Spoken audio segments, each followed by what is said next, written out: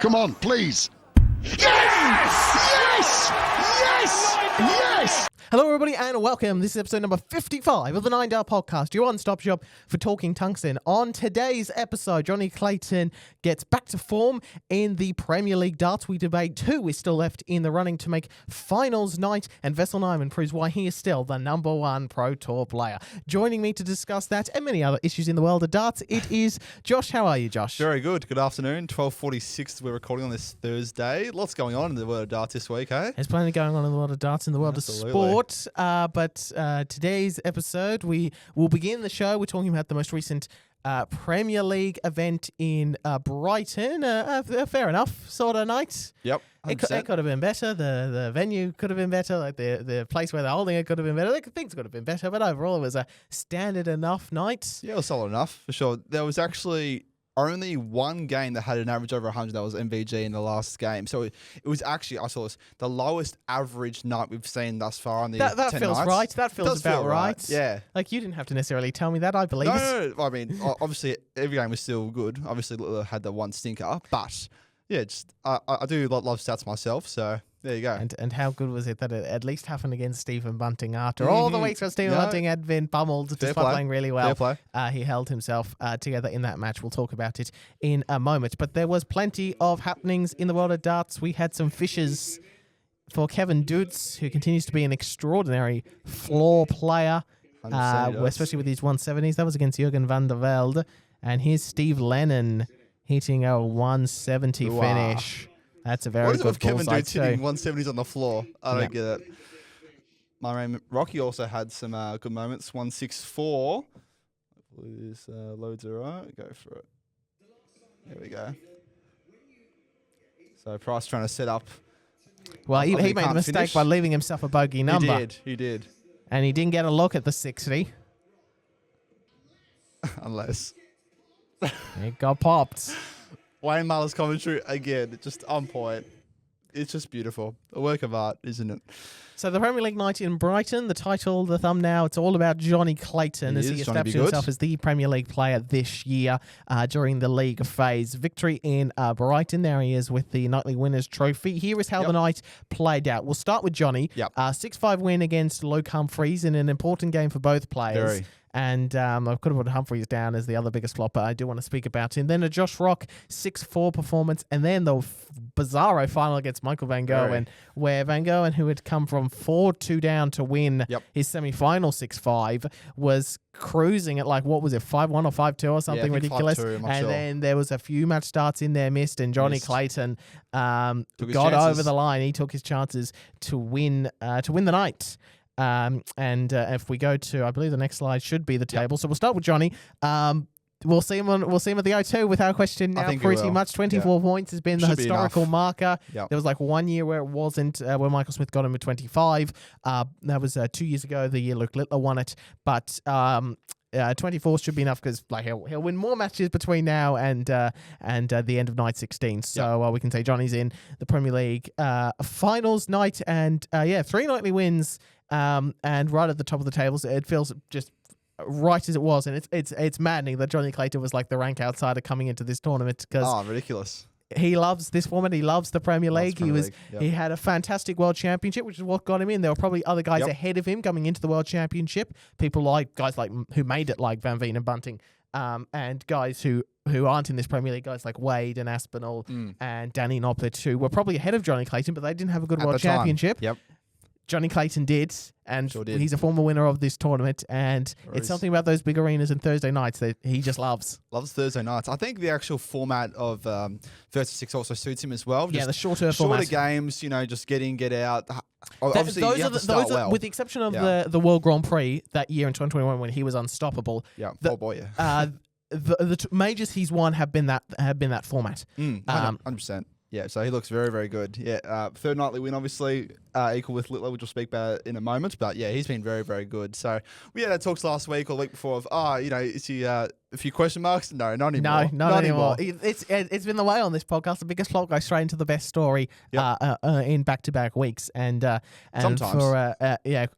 Quite regularly, Rob Cross did that a lot. In my case, Josh Rock, obviously. But hopefully this is the week. Maybe this will be the week. So that was Jonny. Very, very good. So that's Jonny. Michael as well. Michael was interesting because again, Made it the felt final. like that wasn't like the best of Michael until we got to the end, and he still fluffed it. It's definitely 2 points that have been missed out on. If he misses finals nights by narrow margin, that's the match because he had the darts to win it. He had the opportunity, plus the added tiebreaker of nightly one. So that final was a huge thing. There's 2 points at stake and the first tiebreaker of the night's one. So that is a very big missed opportunity there for Michael van Gerwen to keep himself. Given that he hasn't played every single night of this year's Premier League, it was important for him to get a win, and he just didn't quite get over the line. No. He played well in the comeback against Bunting, Played and really well in the start, but it was just a missed opportunity Left it there out for there. Van Gerwen.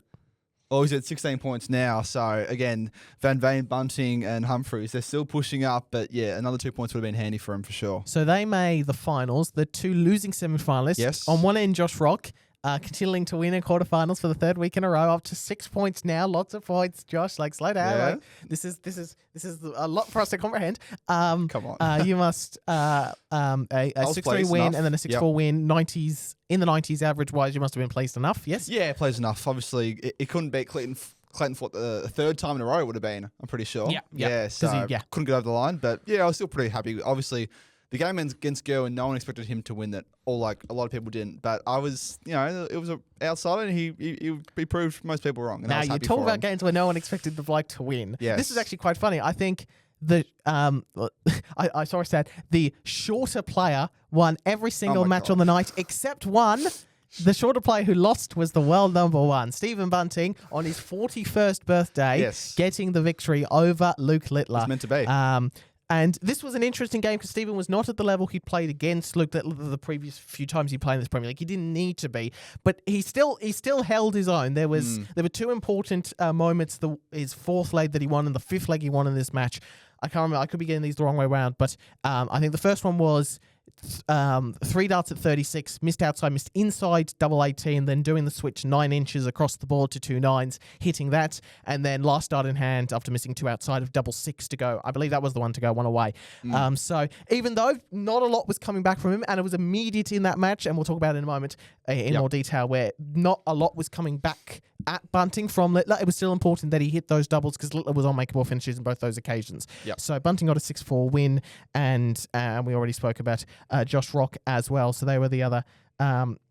They were the losing semi-finalists. So on the table after night 10, Clayton is at 24 points and basically a lock for finals night, based on the historical standard and a healthy leg difference and nights one. So he should be fine. Luke Littler is second on 21 points with 3 night wins. Again, you feel like he should be pretty much there. Pretty close. Gerwin Price, maybe he's in that category, maybe. 19 points and 2 nightly wins. Van Gerwen is somehow still fourth. Like, he's had a weird Premier League where he's had some great performances and some poor performances, and poor performances where he's won and great performances where he's lost, but he's fourth. Van Veen is fifth. Bunting is sixth. Ahead now of Luke Humphreys, then Josh Rock. Yeah, just. It's been quite extraordinary to see that Luke Humphreys just hasn't been able. He's been playing reasonably well enough, but he just hasn't been able to get the wins in his Premier League defence this year, which has just been a bit bizarre. That we'd be at the end of night 10 and we're like, Humphreys hasn't won a night. Is he going to win a night? That feels like something that wouldn't have been in question at the start. It wouldn't have been in question at the start of the Premier League off the back of making the World Masters final. Underperforming in a way, one could say. Absolutely. Yeah. Absolutely. For the one number 2 to be 7th, he's absolutely underperforming, Josh. I think we Understatement of the century. I think we put him as a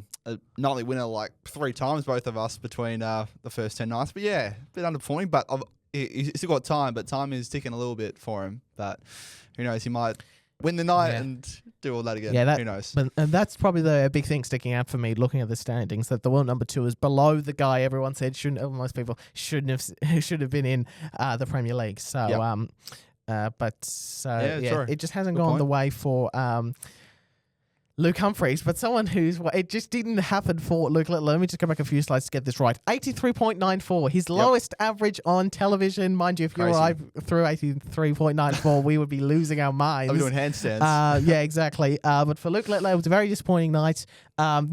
There's no doubt that what happened the previous night with Van Veen would have been affecting him. Playing on his mind a little bit? Yeah, probably. maybe. And usually that sort of thing fires him up. Like, it really motivates him to get going. But for whatever reason, and you could tell immediately, like, the trebleless visits were coming in left, right, and centre from someone who just doesn't go, He's never been one who turns up to the Oggy like, well, he's going to hit a treble every visit. You kind of have to assume that when you play Luke Littler and these really top-end guys, but it just didn't happen for Littler in that occasion. And that's probably what, and I mean, you're sort of the perfect example. Whenever you play me, your numbers drag down a little bit versus when you play the Dance Down Under League. Well, when the opponent isn't playing as well. I think it dragged Stephen Bunting down a little bit as well, but... Shout out to the Dance Down Under guys. Speak about you later on. Yes, we will. No doubt, though, that what happened the previous night had affected him, and it was a little disappointing. But there's it'll bounce back very shortly. And we had this conversation about. I actually would have tabled this conversation of, are we concerned about Luke Littler if we did our 50th episode before the UK Open? We didn't do it that week, and then he won the UK Open and the Premier League night before. So.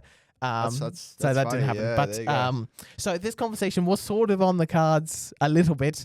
But there's no reason to panic, assuming it was just a rare blip from someone whose standards is very, very high. Yeah, well, he has high standards all the time. You know, you expect at least one treble per visit. You know, you expect tons, 40s here and there, especially in high pressure moments. That's what you expect from him. But just an off night. I wonder if that Van Veen exchange last week played a little. It would have had to. There's no other toll on him. I don't know. But again, it's weird because you say that usually fires him up. It usually does. So, he just finds that third, fourth gear that we see from him sometimes. It's just, a bit strange. But there you go. Lowest TV average. There's a stat for you. Lowest TV average against 16. Stephen Bunting. And again, it's like, for someone like Stephen who's been up against it all the way through and throughout a lot of last year's Premier League where he played really well and he wasn't getting close, to have someone finally play like that against him, he must have been a little bit relieved, especially when his levels wasn't again as high as it had been in some of the matches he played against Luke. They were in loss, but that's the way darts plays sometimes. Sometimes sometimes you play really well against someone and you don't get close, and sometimes you play really poorly and get the win because the other guy wasn't as good as the previous time. So that's the way it pans out. Let's do our great debate now, Josh. A little bit on the earlier side of things. These are our Premier League 8. And maybe we might go back to the table as well. Yep. Who's making finals night? So we actually probably should have done this a week or two ago when we were closer at halfway, but we didn't do it. So let's do it now. So before the Premier League started, I definitely had the Lukes and I think Gerwin and Van Veen as my 4. I think who I had. I definitely had Clayton. You definitely had Jonny. You didn't have him. Because I didn't have him, and I regretted it immediately, just like I did with putting Joe Comito on my 4 in the ANZ Premier League last year. Immediately was like, oops, I'm all right. Yes, you did. Huge mistake on Clayton, but there you go. So but you had the Lukes. You would have had both Lukes. Clayton. Who was that 4th spot? I mean, you might have had Gerwin as well. Price. Yeah. Maybe in Price. It's hard to remember. Anyway, that's... May have been Van Gerwen. May have been Van Gerwen. I think it was either Van Gerwen or Price for that 4th spot. Yeah. So it won't look... So the point is, I think we both agree that Clayton will be there. We both agree, I believe Littler will be there. Pretty close to being a tick, yeah. What about the rest of the spots? What are you thinking as we go into these next 6 nights? Well, should we go sort of play by play? You can go play by play if you like. You can do it however you want, Josh. Sure. All right. It's your podcast as much as it's mine. That's true. All right. We'll start with Van Veen because he's on that fringe, right? So I've got the games who'll play against. He plays Humphreys this week. That's very winnable. These are quarterfinals. Yes, quarterfinals. Thank you. Based on his form, he then plays Price. That's always a tough game. He then plays Jonny again. If he brings that standard that we've been seeing all campaign, I think it'll be a very tough one. So his next 4, Bunting, I can see him win that as well. So his next 4 are pretty tough. But as much as I would love to see him be in the top 4, I think he'll just fall short. Personally, he might.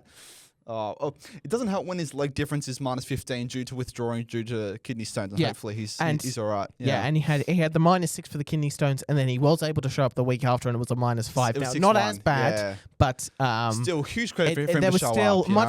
Much like the Littler Van Veen incident going into this week, the kidney stones would have still been affecting Van Veen in that performance. Hence why he didn't play very well.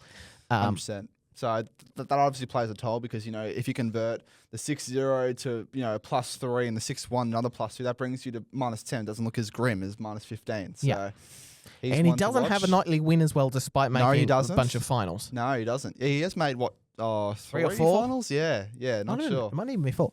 I'll pose a question to you, because he's your man. What do you see Bunting doing? It was good that Van Gerwen lost, but that was like... again, we talk about like Van Gerwen missing out. I think Bunting missed out in that Van Gerwen match. That was he had the opportunity to really put that game away. And then John Part said it's going to be a Bunting Clayton final, and commentator cursed him because he immediately fell apart. So that's. So isn't as bad as it could have been, because Van Gerwen could have been on 18 points, and then it really would have been very difficult for the chasing pack. Would have been. This week, again, feels like a sort of important week again for Stephen, my man. Plays my man, Rocky. Yes. Quarterfinal. It feels a little... It's just... I feel like this week's going to mean so much. If Van Gerwen gets further away from everybody else, then the 4 we've got is the 4 we'll have. Yeah. If he doesn't... If he loses his next couple fixtures... If he doesn't... the 4 I would like to see... He plays Clayton, then Rock. The 4 I would like to see that I think would be the most interesting finals night and would make me very happy would be Jonny, Luke, Gowan and Stephen in place of Michael. But... Got some catching to do if he wants to be there. It's very difficult with that. It's a 4-point gap, which is significant. It is. And 2 games, 1. Yeah. Is the difference there. Quarterfinals 1 or a quarterfinal and a final. Good thing for Bunting is that his leg difference is pretty good. His leg difference helps him. That's not bad. And so he's not too far away on that point of view. That is favourable. He's got the same number of nightly wins, so things are, in that regard, better. Yep. I know Luke Humphries is on the same amount of points, but he does feel a little bit further away. That lack of a nightly win is what makes him further away, because he doesn't have that tiebreaker, and he doesn't have the leg difference as well. I'm not saying he can't. He can absolutely still make it. The other thing that I'm thinking as well is if 24 is going to be what it takes, Bunting Van Veen has half of that. Humphries and Rock and Bunting have less than half of that. Rock significantly more so, and Van Gerwen's over half already. So that's the other thing I've been thinking about the last few weeks of in terms of this table. If 24 is the cutoff, 24-25 is the cutoff, how close are you to getting to that? Good point. And Bunting and Van Veen and Humphries have way more work to do to get to that, obviously, than Van Gerwen. And that 4-point difference, or 5 points back to Bunting and Humphries, is significant. That being said, though, if Bunting goes on a tear and wins this week and Van Gerwen loses, he jumps into 4th spot. He'll jump into 4th, that's right. So that also changes the complexion. So this week feels important that... For a lot of players. I was very down on Michael Van Gerwen's chances coming into this Premier League. I still can't see him winning it. He might squeeze into 4th. That feels like the most likely thing now. This feels very harsh to Michael Van Gerwen, but I don't want to see it because I want to see Bunting instead. Of course. That 4-point gap and like the chasm and leg difference between 4th and 5th and 7th. It almost feels like, I've sort of talked my way into this. It's either going to be Jonny Luke Gerwen and either Michael or Stephen, which doesn't make sense when you look at the table. But when you just think about the way the Premier League's unfolded, the way the last few weeks have fallen, and the way the tiebreakers works currently, that's the way it looks if things stay similar. Now, if Van Veen wins a night or two, if Humphries wins a night or two, this changes. That changes a lot. Absolutely. Yeah. But they haven't. Van Veen has scars of finals, and Humphries hasn't really got close to that. If you can go to the on the Wikipedia page all the way down at the bottom, they have the I think it's called tables and streaks, and they have every individual performance of every individual night. So if you look at Rocks, it'll say quarterfinal for a long period of time, and then semi-finals all the way down. Yes, has Humphries even made a final? Has Humphries made a final? Yes, night 6 he was runner-up. One nightly final. And that was, I can even tell you, night 6. Double check that would have been against Clayton. He lost 6-1. He lost. Yep. So he hasn't been particularly close to picking up. That might sound a little bit harsh, but he hasn't been. He was 5 legs away in the one final he didn't make, and he hasn't made another final. So, and Van Veen has scars He's made 3 in finals. Yeah. He's 1 point closer. So 4 actually. Night 1, night 3, night 4, night 9. We'll see how this week goes, but it feels very difficult to see anything that isn't Jonny, Luke, Go, and Michael, especially if this week, if the gap opens. I'm actually going to go all the way to one of our latter slides. Josh, here it is. I just want to we'll do our predictions later, but the night is Littler, Price, Van Veen, Humphries, Van Gerwen, Clayton, Bunting, Rock. And we're going to try manifest chaos, but being a Bunting fan. So Bunting wins, Van Gerwen loses, Van Veen wins, that's helpful for us. That's kind of what we want. Also, the big talking point over the last few days has been Gerwyn Price withdrew from not only the Pro Tours but also an exhibition over the weekend with back issues. Yeah. So question marks over whether he even shows up at Could the withdraw. Ahoy Yeah. and gives Ahoy, them matey. a free 2 points and means we lose another night again. Yeah. Sucks Another for match fans again. Yeah. Where's Danny Noppert when you need him as a challenger? Or Wade. Always. Aspinall, Noppert works perfectly for this because it's in the Netherlands. Yeah. True. Yeah. Good point. Yeah, it's interesting. So what are you thinking? I've sort of got it down to the 4 we currently have is definitely the 4 most likely. Let me go back to the table. Yeah. That's Johnny. That's the night. This is the table. MVG's fixture means so much this week. If he loses and then, Hyun Again, if or he loses Bunting and has a Verveen nightly and Bunting win, also lose, then it doesn't mean anything. doesn't matter. But yeah, if and Hyun it's goes on a run or Bunting goes on a run, this is the thing though. We're in a sort of weird, almost not quite catch 22, but so in a weird predicament where if Van Gerwen does way better than the others, like you could almost say it's over. You could almost say it'll be Johnny, Luke, and Michael, and that's it. And we're just spending the next few nights wandering our way to the night we all want to get to. Yeah. But if Van Gerwen has a disaster and he loses Van Veen and Bunting meets in the final, and then all of a sudden, because they're on opposite sides of the bracket, they are. Yep. then it becomes very exciting. So what we'll probably 4 get is points somewhere each. in the middle. It's like 15, Bunting wins a night, but Van Gerwen wins a game. So there's a little bit of a close-up, but not a lot. Or Van Gerwen loses, and then Bunting and Van Veen only make a semi-final, for example. We'll say if Hyun and Bunting win 2 games, they get 4 points each. 16 points for Hyun, 15 for Bunting, and then Van Gerwen loses. That comes really interesting. Yeah, so if Bunting beats Van Veen in the final, Bunting goes 4-16 ahead of Van Gerwen 16, Van Veen 15, and the race is on. Again, even with Van Veen goes to 17, he jumps in there, Van Gerwen 16, Bunting 14. And then if Humphreys, if he goes on and does something, then that closes up as well. But the thing is, again, just going back, let me just go back to that nightly bracket again there. Yep. Van Veen and Humphreys, they're playing each other, so they can't both pick up points against. It's only got to be one or the other. And if Rock continues his good performance in semi and quarterfinals, then again that might help Van Gerwen as well. So we're in a weird situation at the moment where if this week goes the manifest chaos that we want, then we're on for a fascinating last 6 nights. But there is also a very lively chance that you and I are just going to speed through the Premier League conversations for the next bunch of episodes because it doesn't matter because we know who the 4 is going to be already. Yeah. So it's such a fascinating situation, and we will keep following it up. But huge night, rather. Johnny, Luke, Gerwyn, and Michael are my 4 now. Yep. So you can't see Van Veen, I can see it happening. I don't think it will happen. Unlikely, I think it's more likely that we get those 4 than any other combination. Are you of the same opinion, or are you slightly different?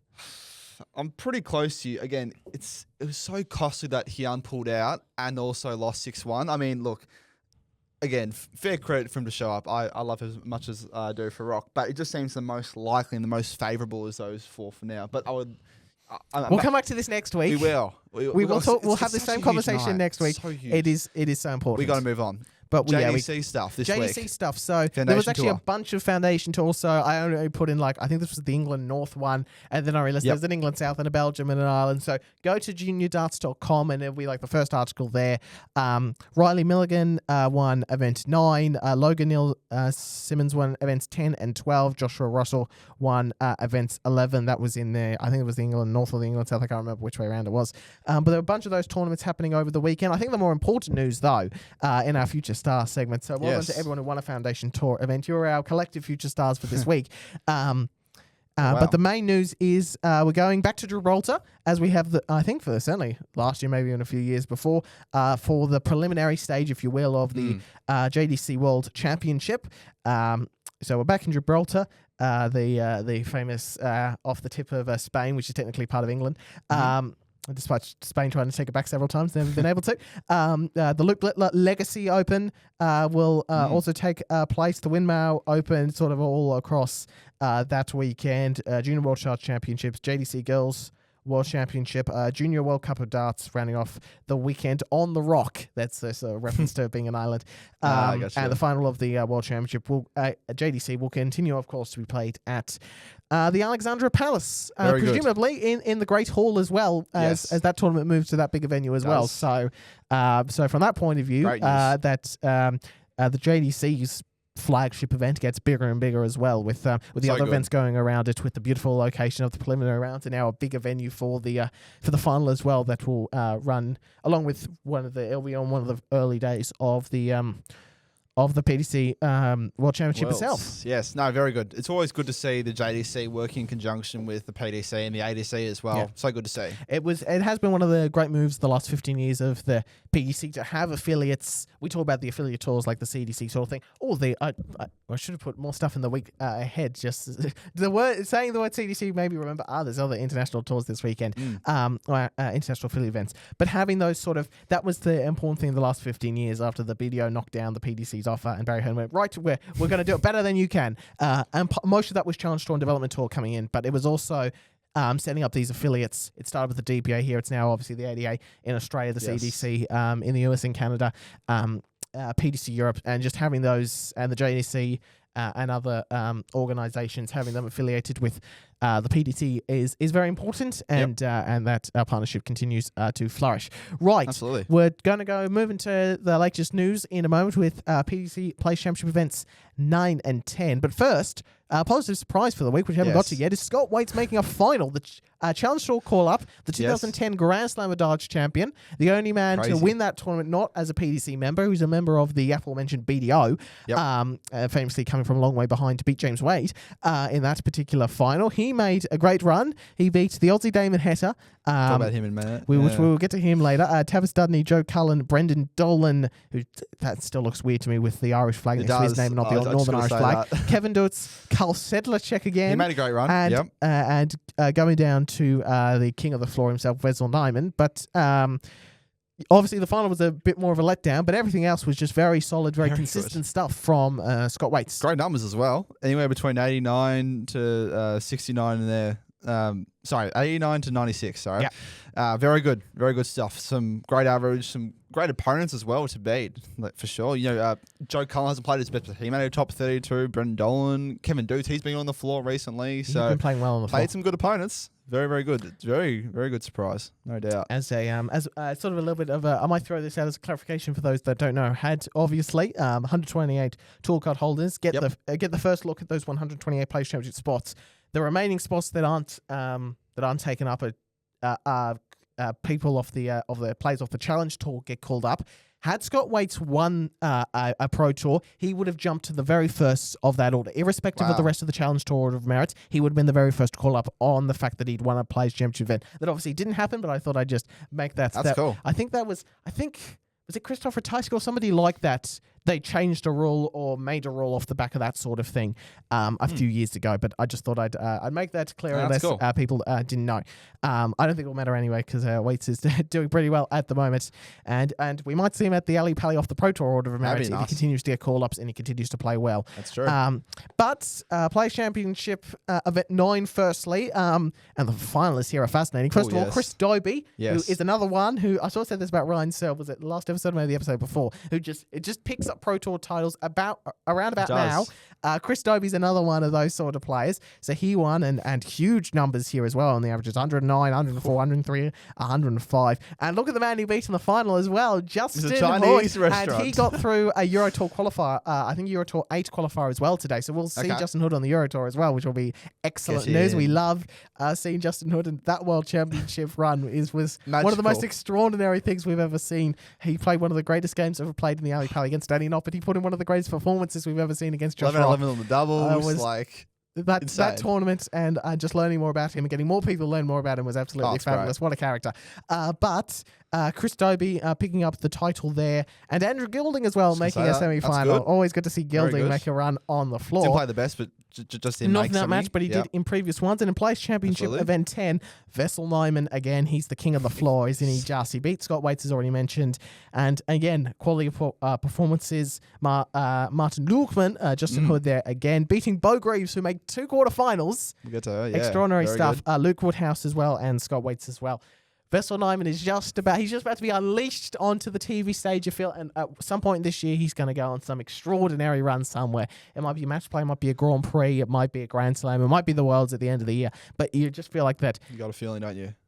Is he, if he goes, could he make a few runs on TV and maybe be at least in a Premier League conversation for next year? That seems like the trend line he's going. It might be a year too early. Would he be in your Premier League B?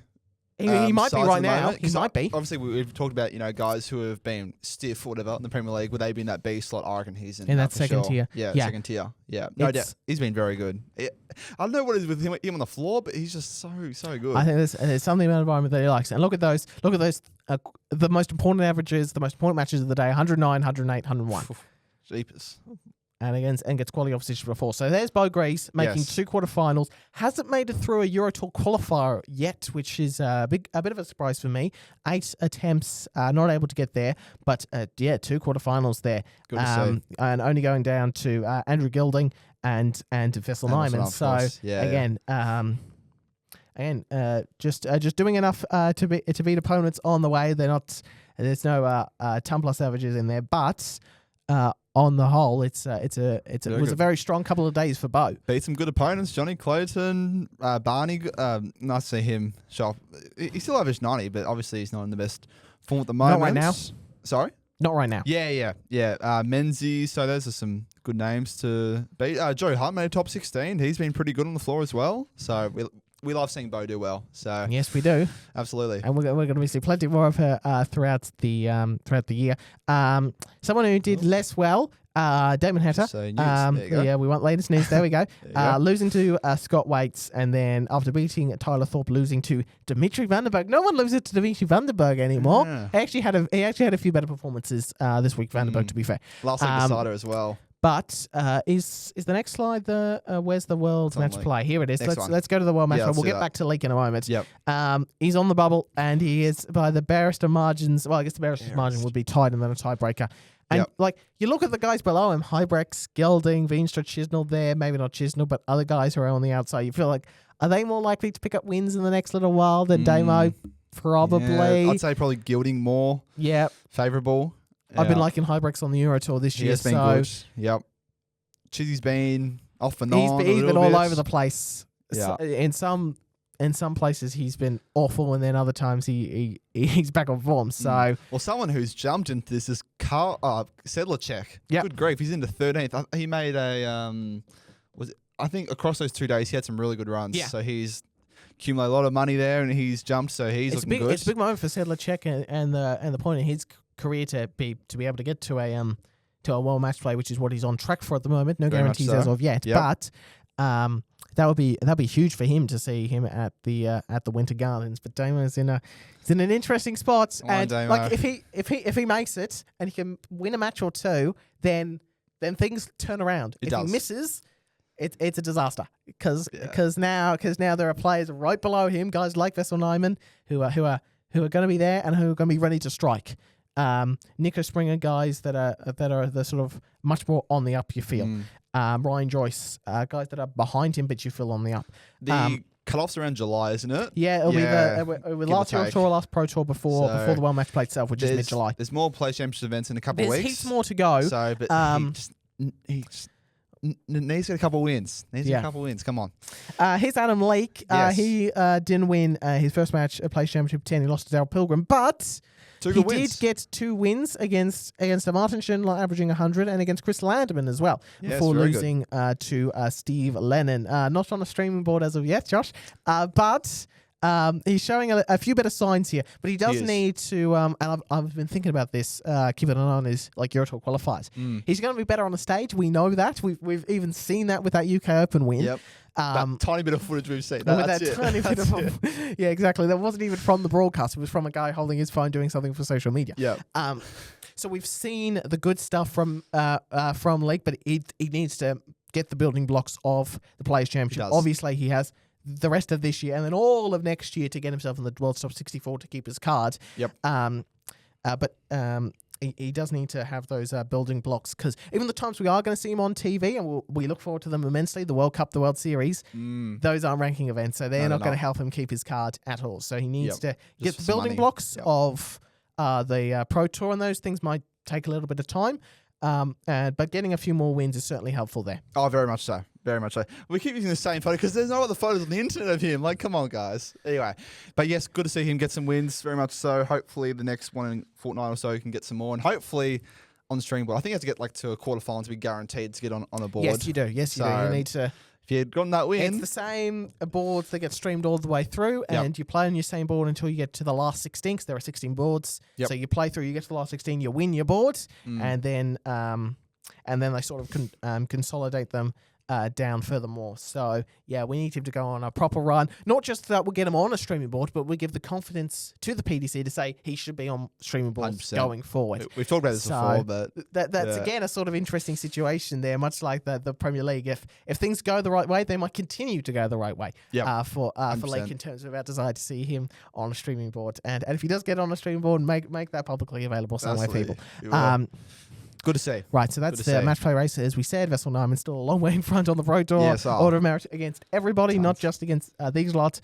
But most of those guys will definitely see at the World Matchplay who are in the green at the moment, and those that aren't. It's interesting times, and every Euro Tour, every Pro Tour swings and roundabouts. Like, Andrew Gilding goes on a run somewhere, and then comes Kim Huybrechts, and then Damon Heta wins a couple of matches, and then Cameron Menzies has a disappointing match and then plays really well. So it's a fascinating situation, the World Matchplay scenario. Devon Peterson returns to the World Cup. How good. Yes, so he won the ADG World Cup qualifier, and he'll partner with Graham Philby when we go to Frankfurt, Germany in June. So he'll partner up with him. So good to see. There's numbers in a couple slides away. So...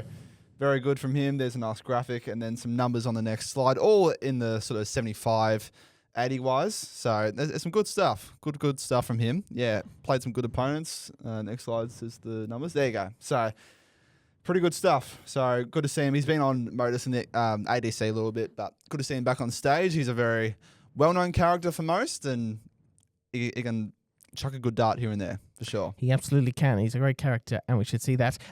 We actually mentioned this sort of off-air last week, right. So I had to throw it in. Stephen Bunting's YouTube channel, The Bunting Effect, has surpassed 100,000 subscribers, and he got his little YouTube plaque for it as well. So well done, Stephen. Channel's very entertaining, and he's done a great job to grow his social media, as we've talked about a lot, but this was actually happened last week or a couple of weeks ago, but very good. I haven't mentioned it till now. Well done, Stephen. 100,000 subscribers on YouTube. That's there will be effort. Many more. He posts some great stuff, some tips and tricks, just how to get better. Like, you know, good access at good exhibitions and that sort of thing, doing interviews with players, being mic'd up, listening to him sing karaoke to Titanium, that sort of thing. It's a different sort of access that you don't really get from players, particularly those exhibitions. He sat down with people like Phil Taylor and Josh Rock and people like that. So, yeah. Very much so. No, good Great to see. channel.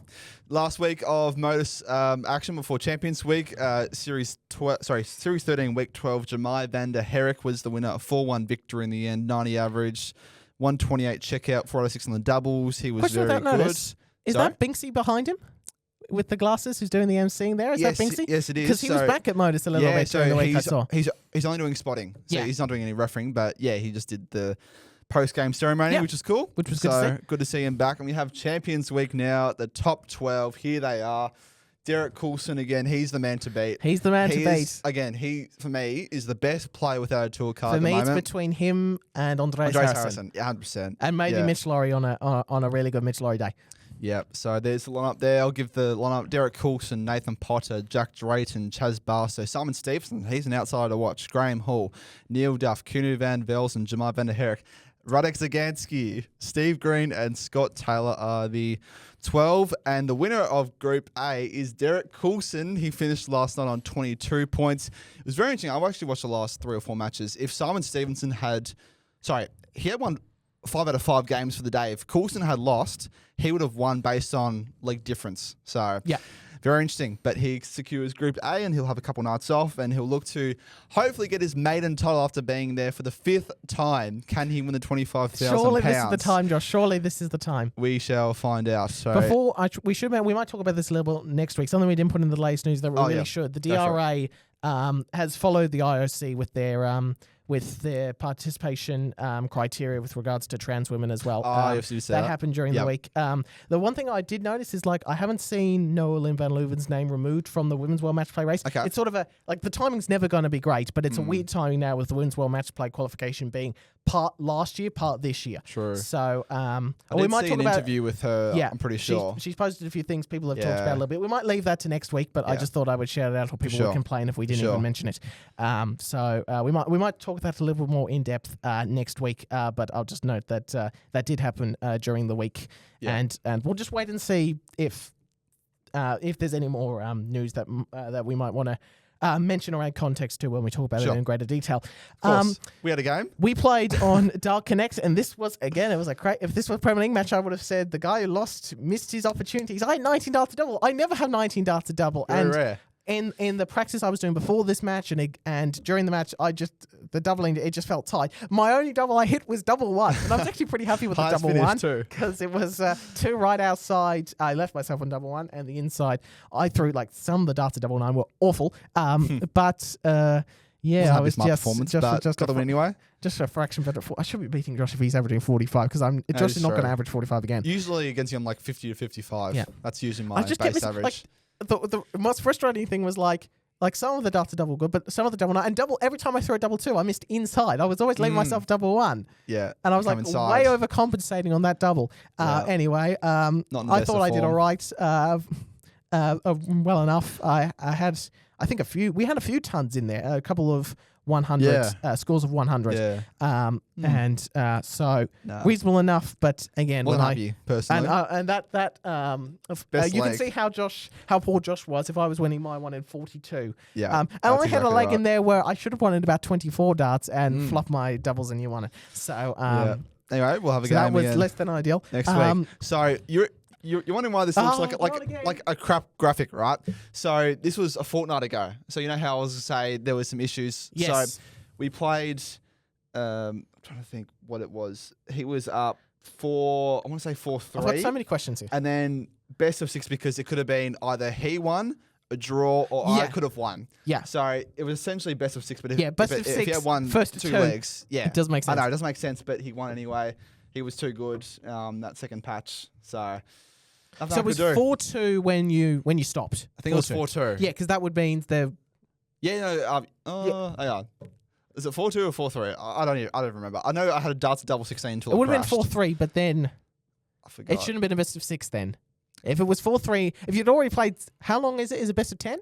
Best of 10. If it was 4-3, it should have been a best. It was 4-3 going into it, it should have been a best of. It should have been best of 3. You should have played out 3 legs left. So first to 2. I don't know because I could have won that game and stuff. You know what I mean? Yeah, by winning 3 legs. It's confusing. 4. Anyway, I think I think Darts Plays might have miscounted there. Who would have thought that? Anyway, it doesn't matter. It was 6-3. That's. I'm going to take your word. That's the last. I had a draw. That's the result and a draw. Yes. So played Brady. You got a maximum. So congrats. Oh, well done. Did see it live, and again, pretty bland old game. I wasn't great. I've just been in some crappy form at the moment. He's dipping, Josh. Where's these 50 averages? Go back to the Dart World shop and get some new darts because my grip isn't great on them anymore. I think after you use them, they do deteriorate in your grip and all, so it's not going too well at the moment. If you're going to get darts, Josh, get them now because tungsten prices keep going like that. Up, guys. Keep going. So unless you want to play with brass or something, you need to get stuff now because the tungsten price just keeps going through the roof. It's ridiculous. 100%. Who are you playing? Week 14, I play Fletcher Bale. How many more weeks are left in this? There's 3 more, so it goes 17 or 18 weeks. And where are you on the ladder? I am pretty much middle of the sandwich. So disregard that second line. It's top 3 and bottom 3 go down because of they're doing more divs next season. So if you want to get involved, send me a DM. I'll get you in touch. But yeah, I'm just playing to not go down there, but I think I'm okay for now. But not to be. 50 still average, averaging 50 for still the intact, tournament, which is good. 2 180s and a 116. Yeah, out in a best leg of 20. But I'm very harsh on myself. So, anywho, we'll see what happens next week. But I don't know about that whole best of 6 thing. I still think we were right, but it was just him and I just couldn't get it together. If the whole thing was best of 10 and you'd already played 7 legs, you only needed to play 3 more. Anyway. Anywho, all good. Unless it was 4-2, in which case you could have won 4 legs in a row. But again, it would have been a best of. Anyway, Dust plays aren't great. aren't great counters sometimes. I'm sure Juz was on the beers, so it's all good. Anyway, 9-11. It just does, Rotterdam. Something doesn't add up there. Right. I know. And it might be me, but I don't think it is. Anyway, Who knows? Luke Littler's playing This is Goen more Price in the first game. If Goen Price shows up, and with the question mark over him, I can't pick Goen Price here. And I think Luke Littler is due to really be fired up this week. And we all want the dream Van Veen Humphries. Yes, Van Veen popcorn. Humphries go the right way. So Luke Littler 6. Let's be nice. Let's be 6-2. I wanted to go 6-1, but let's be 6-2 with the asterisk over both of ours of there's a question mark on whether Goen Price shows up. Okay. You're picking Littler as well, I'd imagine. Same result. We'll go 6-4 though. Okay. Josh has more confidence that Goen Price is going to show up and play well than I do. Find out. Okay. Come on, Bane. Luke Humphries would be weird now if he shows up and averages and Goen Price averages 120 and win 6-0. That'd be fun. Van Veen Humphries. This could go either way. Could go either way. Van Veen 6-4. Van Veen 6-4? Yes. We'll see the matchup here. You'll see the one we want. Okay. I'll go the opposite. I'll go...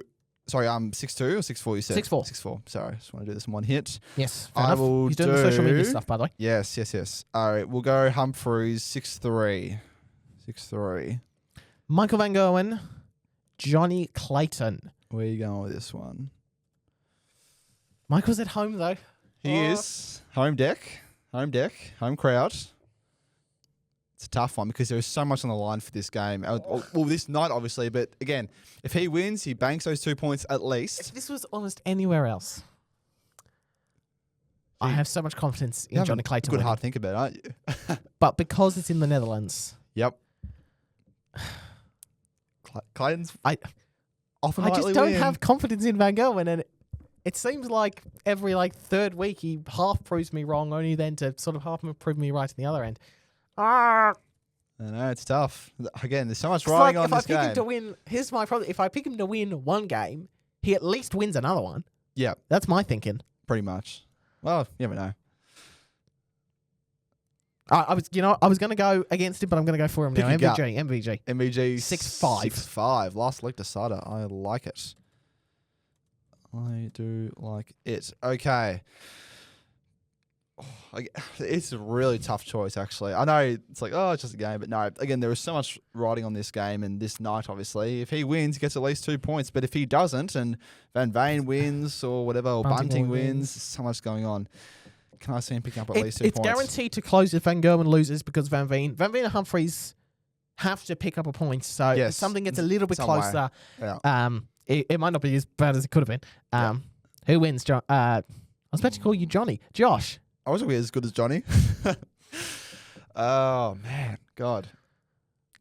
Clayton. Okay.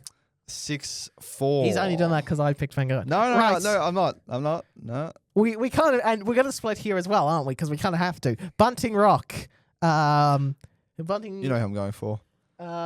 He's been playing well in quarterfinals. Rock's been playing well in quarterfinals, but his last just been good. Look. Where's the standings here? Look at the fixture. Yeah, look at the standings. Where is it? I think it's that one. Look, who's higher ranks, Joshy boy? Who's higher ranks between the two of them? 29 legs underwater. I know. Stephen Bunting wins 6-3. Well, you say if Rock was to have a nightly win, it takes him to 11 points. Goes 6-0, 6-0, 6-0. The leg difference is now closed. Yeah, exactly. Who knows? Bunting 6-3. Okay, understand. I am going my man. No surprise to you, I don't think. Nope. We'll go 6-2. 6-2. I don't think that'll be happening. I don't think it'll be that one-sided either way. Might be that one-sided Bunting's way. You're disgusted in me, aren't you? So I get the dream. So I've manufactured the dream Littler Van Veen rematch in the Netherlands. And I've also got Van Gogh and Bunting facing each other again. Yes, you do. Tough. Who wins? Well, I actually think I've got it sort of in the top half. The bottom half I'm toying over now because question marks on. I just said Van Gogh would win this match, and I don't want Van Gogh to win this match. And Bunting did just have a very good performance against Van Gogh, despite the fact he lost. Yep. Will there be fireworks in the Littler Van Veen game? Oh, it will be fireworks. And mind you, if it's a Littler Van Gogh final, that's a rematch of the World Series final match that Van Gogh won in Amsterdam. Which is where they should hold this Premier League night at that venue or a venue in Amsterdam, because this Rotterdam one, it's a breeze gate every time we go there, which is why it might be interesting if Bunting plays with heavier darts, which I think he did last year. He might not play with 18 grams, he might play with a heavier set for this one night. Will be interesting to see if that comes up in the pre-match. Why so? Because there's that venue's the win in that venue. I think it's a little bit bigger, and I think it will affect a lighter dart a bit more. Oh, okay, interesting. It's part of the reason why I don't think Bunting's played he didn't play particularly well in last year's Premier League. I think because he wasn't quite used to those venues are a little bit different. There's more people in there. There's more air movement going around. It's why he used to play with 12-gram darts, and then he went up to 18. Because 12 grams is nothing. It's not much more than it's like stem and flight, and that's it. It's like the way it is. Yeah, exactly. So that's what he started with, and he should have gone to 18 a little bit earlier than he did in retrospect, but which is what I think last year he played with a heavier set of darts. He didn't win, but he did play with a heavier set of darts. All right. Anyway, where are you going? I'm going Littler to win the night. I think he bounces back, and against my own wishes, he beats Van Gogh in the final 6-3.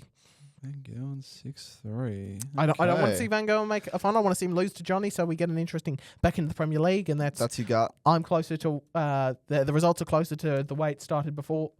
My prediction before the Premier League started, but I don't think that'll happen. That's your gut. Littler 6-3 against Van Gogh. What do you think? Is it with your head or your heart? All this, or your gut? Who knows? It's some body parts in there somewhere. Okay. The Lukes play Clayton then Rock on that bottom half. Okay. We could have very different finals here. It's good. It's good because sometimes we're the same, sometimes we're not, but no, it's good. Manifesting chaos. I love it. We need to wrap this podcast up soon enough. We've got other things to do today. Yes, we do. Okay, we'll go Humphreys on the top, and then I didn't realize it's another Clayton versus Rock match. It's another Clayton Rock match again. I didn't even. This is what the Premier League does to you. You don't even notice you're getting all these matches again and again. I think Rock's due for a final. Just saying. So you're a big man now. Mm-hmm. Mind you, that's what people said when Phil Bars and I tipped Luke Littler to lose last week to Bunting, and see how that turned out. Well, so maybe not. I think he can get over that hurdle over Bunting and make it. So I won't have him for the nightly win though, unfortunately. So have you got a Humphreys Rock I do. final? Wow. Humphreys that would Rock be something. Final, and Humphreys is going to win it 6-3. I can sympathise with the Humphreys win, because it feels wrong for him not to win. It feels like if you predict it every week, at some point it's going to happen. Yeah. But there you go. All right, so I've got Littler Van Gogh, and you've got Humphreys over Rock. First which time means I've ever put Rock in a final. We get Clayton Price in the final, yeah? Yeah, exactly right. All right. Or Clayton Van Veen. All right. In last week's Darts Archive, we can probably remove that blob, and now the video isn't showing up. But in a thrilling 2013 Premier League final, actually remove... There you go. I'll do that. Michael Van Gogh was the winner. He took out a famous 1-3-2. I love the 25 moment... 19 bull, it was. I love the moment partway through when Van Gogh decides not to go for bullseye when he has the opportunity to. Yep. And then Phil Taylor takes out a 160. Phil Taylor's commentary is fantastic. There you go. Away models. He had a slow start in that game, MVG. Taylor punished his mistakes. He took the early lead. He fought back, MVG, and there you go. 7-5 lead, 10-8. Beautiful. So for this week, Josh, I've decided that I have not picked a game we've used in the Darts Archive before, but I haven't once. I have picked a game we have referenced before, because I was speaking about this game last week, if you remember it. Remember last week I said that that Luke should take a note out of Phil Taylor's book and wear with a big number on the back of his shirt. Well, I'm doing that game. There we go. 2007 Premier League Darts. We're in Sheffield. I talked about it last week. Rainbow Vanderbilt, Phil Taylor. Best of 14. Best of 14 legs. First to 8 with the possibility of a 7-7 draw. It's the rematch of the famous 2007 World Final, which we put in the Darts Archive in the very first episode. Wow, there you go. Barney gets off to a lightning start. Phil Taylor's a little bit on the slower side, but after the interval, and that interval will be important because Taylor begins to fight back. He's got a big 13 on the back to remind him how many world titles he's won, Phil. He's in the red of the Blades and the blue of the Owls of Sheffield. The only downside of this is this particular video. I don't know what kind of rendering issue they had, but the score, it was cropped at a weird angle, and so Taylor's score and his numbers isn't visible for the entire match, which is a little bit frustrating. Is this a Naveed Hussain issue, or is this the actual... I would assume it's his issue. Let's... promoting. That's where is it? There we go. See, so you got. So let me see it's cropped on the aspect ratio. It's cropped there. Yeah, the There aspect you go. ratio is all weird. So Barneveld's there. He scored 241. What's Taylor scored? We don't know. This is the first leg of the match. I know that much. Yeah. So you'll have to listen very closely to Paul Hinks was the referee for this match. Oh, wow. Hinksy. Yeah, There you go. so Beautiful. So you'll just need to listen to him carefully when he tells Phil how much he's got left, or listen to Do the math the yourselves, commentator, guys. or, What's going to be? or mark it down Calculator. yourself and get maybe get better at that skill. Like We are me. available as an audio only, which will be Yes, made we available are. shortly after this upload, as per previous weeks. Follow Extra Time and the 9 Hour Podcast on Instagram and other social media platforms.